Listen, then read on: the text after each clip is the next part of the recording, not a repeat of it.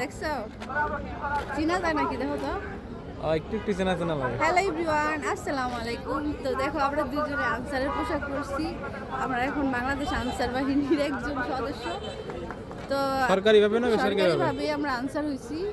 তো 10 দিন ট্রেনিং করছিলাম, সার্টিফিকেট পাইছিলাম।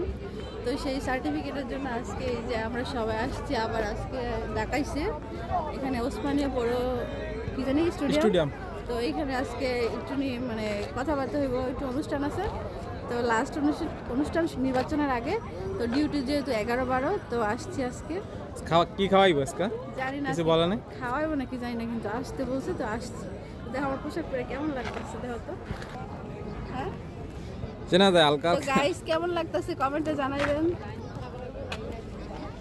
তো আমার মতো অনেকেই পোশাক পরে আছে, দেখো ওইদিকে দেখো মাঠটা পুরো সবাই পরে গেছে পোশাক পরে।